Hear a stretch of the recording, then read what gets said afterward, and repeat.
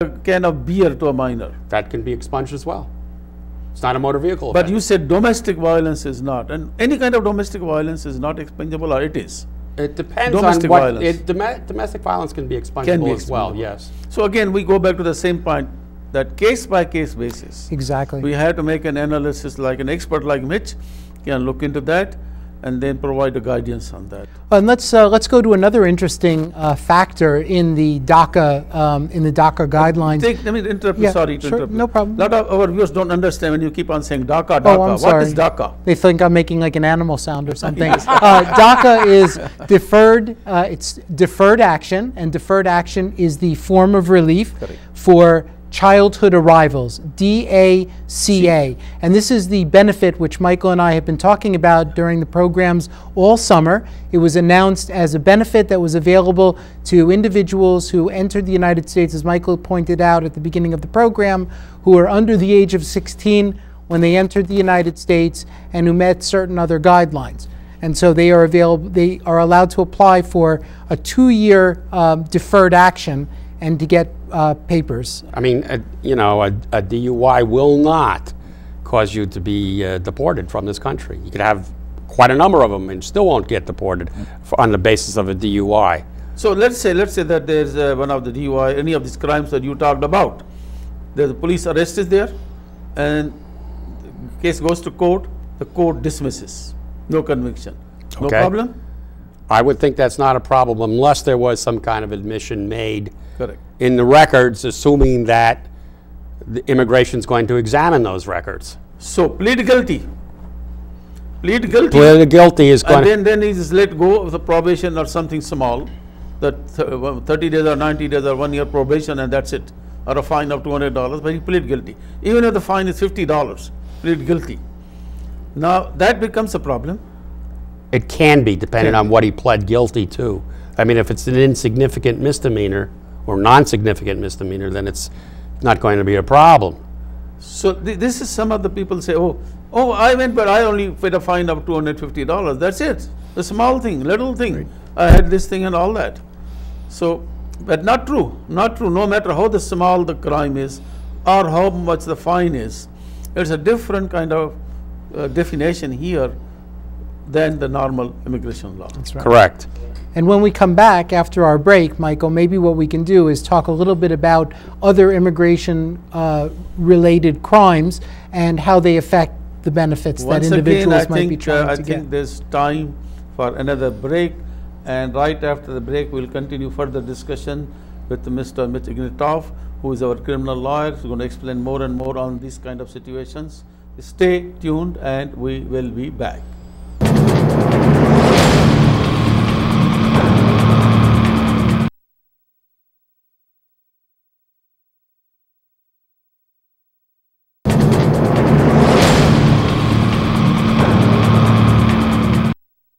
Welcome back.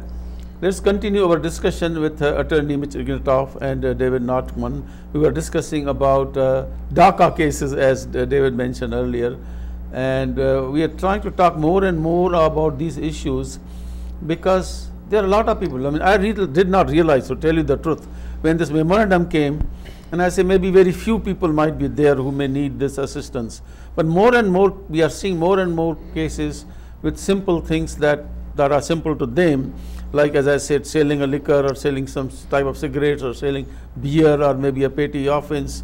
And people have different situations. That's somebody had a police case, but police never went to the court. I don't think that should be a problem. They went to the court, and what happened to the court? The person pleads guilty or not guilty. What is the punishment, or no conviction at all, dismissed or whatever.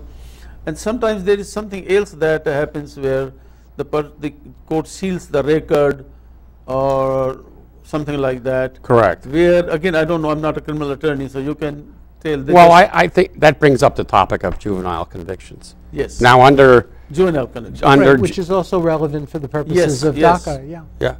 Now, juvenile convictions under immigration law don't count. They're not convictions. They are simply juvenile adjudications, not convictions, under New Jersey law. But under DACA, they can be considered. Sorry, interrupt. What? Yeah. How? What Let's is juvenile? define what a juvenile. Who is a juvenile? Yeah. Juvenile is anyone under 18 in New Jersey. But sometimes people who are under 18 are also tried as adults. If they're tried as adults, then that becomes an adult conviction. That's not a juvenile. That's not a juvenile conviction. Are there sometimes, it's a strange question, are there sometimes a person 19 can be prosecuted as juvenile, like an incapacity? If they committed the crime when they were a juvenile, yes. Okay. Okay. It's That's not now, interesting. it's at the time when the crime was committed. Correct. But anyway, as I said, under DACA, juvenile convictions can be considered, whereas under immigration law, they would count for nothing. It's something to be aware of, but it's, again, the subject to discretion, just like an expungement. So what Right, is it's your kind of it's a understanding, David? nuance. It's a nuance within the law and something new that we're seeing within the application of criminal law and how it's going hand in hand with immigration law. Now, with the juvenile offenses, what they seem to be applying, and obviously we haven't seen a lot of these cases coming out of. I have some statistics on DACA which I want to share with our viewers. And we received actually our first approval this week. We got yesterday we got our first approval of DACA, and it was very exciting. We're given to understand that there are 82,000 applications that have actually been made. There was a projected number of million, I think, that. But they started, there will be coming more. Yeah. Right, exactly. And right now there are some issues as to why we feel individuals may not be submitting their applications. But 82,000 have been submitted. There are 63,000 that have been submitted for biometrics. There are 1,660 now that are ready for review and adjudication. And according to the CIS, most recent, they said 29 cases have been approved. So that's They're moving slow, like a little 29 bit. cases have been completed. Sorry, so those are 29 cases completed. I presume that our case is one of those 29, which we just got the approval for.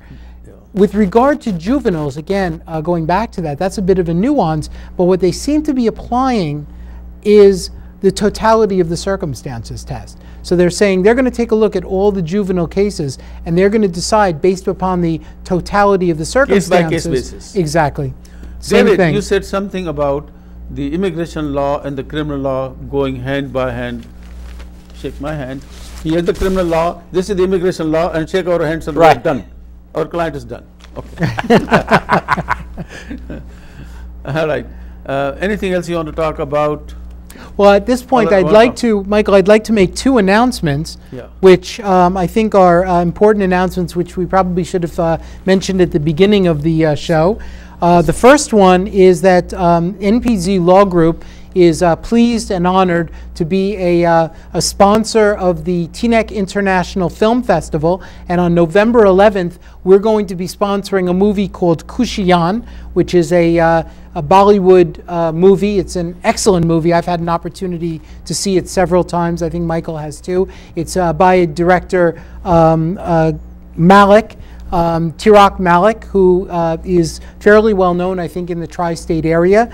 And for anyone who is interested, please feel free to visit the TNEC International Film Festival website or email us at info@visaserve.com, and we'll give you information about how to attend that screening. Michael and I will be at that screening. We'll be answering questions along with the director, Mr. Tiraq Malik, and we'll be telling people about immigration issues and issues about living in the United States and in India. I also want to announce for the benefit of our viewers that another one of our partners who does personal injury work, his name is Sam Davis at the law office of Davis, Saperstein, and Solomon, has also a position as a representative of the Burn Advocates Network. The Burn Advocates Network is a not-for-profit organization that raises money to help burn victims in India, Israel, the United States, and Haiti.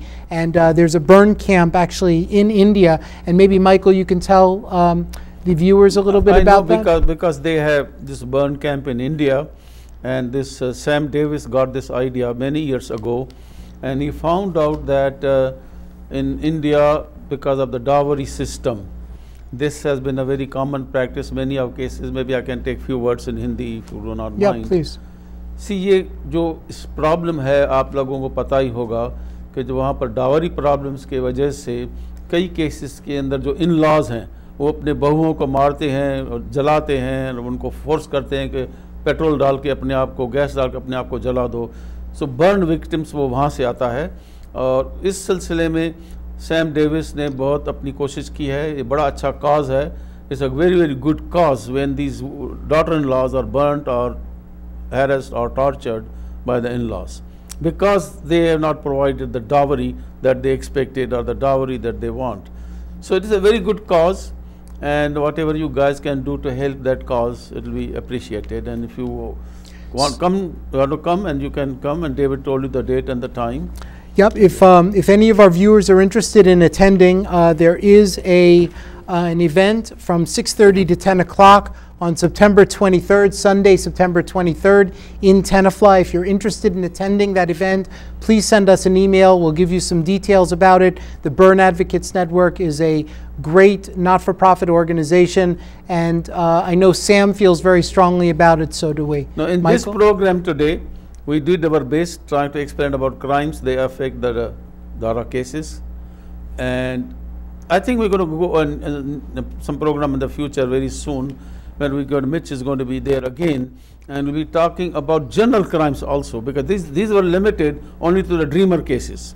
But I think there are a lot of questions coming from the people, the normal immigration, people applying on a student visa, visitor visa, family-based cases, employment-based cases, that the other normal crimes act differently. So we will try to continue further discussion in our next program. We thank you very much for watching the program.